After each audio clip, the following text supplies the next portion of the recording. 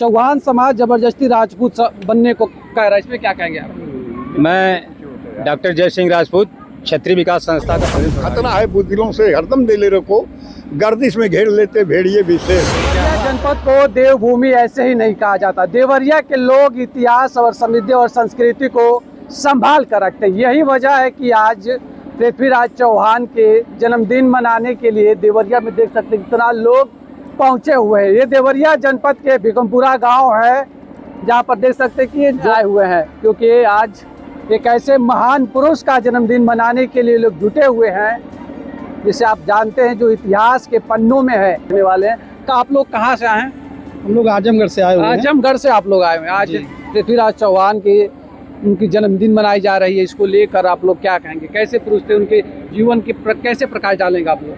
पृथ्वीराज चौहान हमेशा देश के लिए लड़े हैं। हमारा समाज आज उसी रास्ते पे चल रहा है। हम लोग माननीय आद्या प्रसाद सिंह के साथ कंधे से कंधा मिलाकर चल रहे हैं। हमारे खोए हुए अस्तित्व को प्राप्त करने के लिए आप निरंतर लगे हुए हैं। जिस प्रकार पृथ्वीराज चौहान की वीर गाथाएँ, उनकी शिक्षा के प्रति सोच, उनके आदर्शों का जो उनके आदर्श थे, उस पे चलने के लिए हम लोग उनके इतिहासों से प्रेरित हो रहे हैं। यह जानकारी हम अपने समाज में निरंतर दे रहे हैं कि आप एक क्षत्रिय समाज से हैं। आप अपने अस्तित्व को बचाने के लिए शिक्षा के प्रति आप सजग होइए, एक होइए और अपनी लड़ाई को लड़िए। ठाकुर आद्या प्रसाद सिंह क्षत्रिय प्रशस्ति ग्रंथ के लेखक। मैंने 40 वर्ष से इस क्षत्रिय के संस्कार, सभ्यता, संस्कृति, इनकी मारक क्षमता के ऊपर मैंने शोध किया है। शोध में मुझे ऐसा मिला, वेद, वेदांग, उपनिषद, गीता, रामायण सब पढ़ने के बाद, history of Persia, Babylonia, gulf के इतिहास को पढ़ने के बाद मुझे मिला देश इस समाज के लिए क्या नहीं दिया। सारी रियासतें दिया, अपने खून का कतरा कतरा बहा। 18 साल के लड़के जो है जा कर के बलिदान हुए। लेकिन जब पृथ्वीराज चौहान, अंतिम हिंदू हृदय सम्राट पृथ्वीराज चौहान की जब सेनाएं दमित हो गई, तो हमारे भाई बंधु जो है नारखोर में जा कर के अपना जीवन यापन किए। आज हमारी संख्या कम हो गई है। सर कटाने में हम आगे रहे, आज संख्या बल में हम कम हुए, कम नहीं हैं। हम भी अगर सारी अपनी संख्या एकाग्र कर लिया जाए, सारे बंधु भाई बंधु एक साथ गले मिल जाए, तो आज हमारी संख्या 40 करोड़ होती है। हम पूरे भारत पर शासन कर सकते हैं, पुनः अच्छा शासन कर सकते हैं। आज जो ये शासन हो रहा है, किसी बिंदु पर ये सफल नहीं है। भ्रष्टाचार वैसे ही बढ़ रहा है, दुराचार वैसे ही बढ़ रहा है। क्षत्रियों के राज में शेर बकरी एक घाट पानी पीते थे, कभी किसी में वैमनस्य नहीं होता था, न बलात्कार होता था।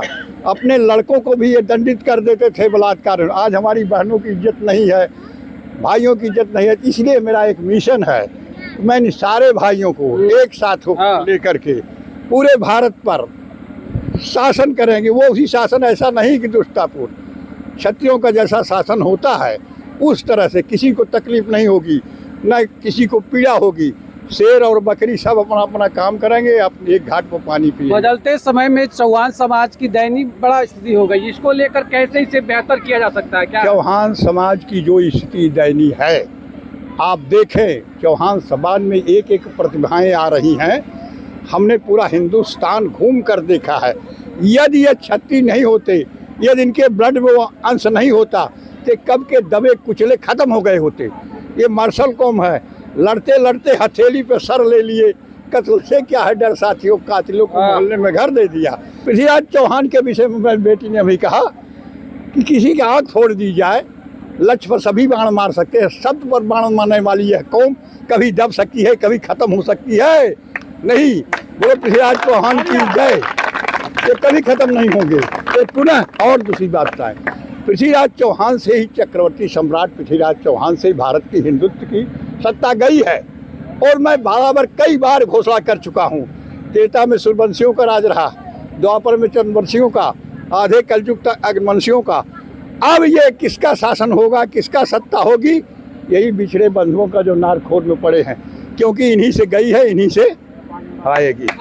आपसे सवाल है, क्योंकि कहा जा रहा है कि चौहान समाज जबरदस्ती राजपूत बनने को कह रहा है, इसमें क्या कहेंगे आप? मैं डॉक्टर जय सिंह राजपूत क्षत्रिय विकास संस्था का प्रदेश प्रभारी हूँ। आपने जो प्रश्न किया बहुत सही प्रश्न किया।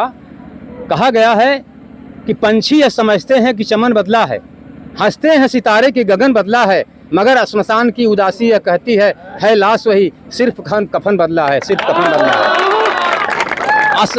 वास्तव में ये असल में क्षत्रिय हैं, इसलिए असल में क्षत्रिय इनको मैं कह रहा हूँ कि जिस समय सम्राट पृथ्वीराज चौहान शहीद हुए उस समय औरंगजेब चौहान नाम की चीज के पीछे पड़ गया, जहां पाता था वहीं मार काट शुरू कर देता था। ऐसी स्थिति में 14 राजवंश राजस्थान से विस्थापित हुए थे। ये जो 14 राजवंश विस्थापित हुए ये सब पूर्वांचल में आके बस गए। आज हम लोग इनकी खोज करके इनको वास्तव में सही दिशा में और सही जगह पे इनका स्थान देने का काम करने जा रहे हैं और इनको जगाने जा रहे हैं कि आप वास्तव में असल में क्षत्रिय हैं। आप लोग जो है कि अब क्षत्रिय समाज की मुख्य धारा में आइए, क्योंकि देखिए समस्याएं तो हुई, ये दर दर की ठोकर खाएं, झील झरनों नदियों के किनारे किसी तरह से जीवन यापन किए, गरीबी में पलने की वजह से इनकी मानसिकता दब गई। लेकिन कहा गया है कि हीरा अगर कीचड़ में गिर जाए तो कीचड़ नहीं हो सकता है, जब भी निकलेगा वो हीरा बन के ही निकलेगा। राजपूत और चौहान समाज के बीच में अंतर हो गया, कैसे एक करेंगे? ये अंतर नहीं हो गया, ये समझने का केवल जो है कि फेर है। कुछ लोग जो अहंकार की मानसिकता में जी रहे हैं उनको ये समझ में आ रहा है कि चौहान कुछ और हैं और क्षत्रिय कुछ और है, कुछ राजपूत और, जबकि सारे लोग एक ही हैं। और जिस दिन अभी ठाकुर आद्या प्रसाद सिंह ने कहा ना कि जिस दिन सारे लोग एक हो जाएंगे उस दिन जो है कि भारत पे इन्हीं का शासन होगा। ये 40 करोड़ संख्या इनकी हो जाएगी और भारत पे शासन करेंगे।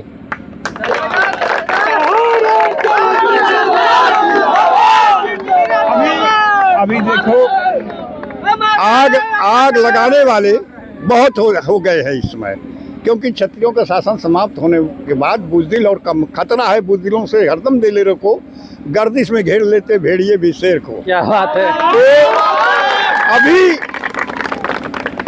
आग लगाने वाले लोग जो है आग लगा रहे हैं। अभी एक घटना हुई उस पर किसी भाई ने चर्चा नहीं किया, मैं चर्चा अपने भाषण में करना चाहता हूँ, लेकिन आपके प्रश्न से हुए करना चाहता हूँ।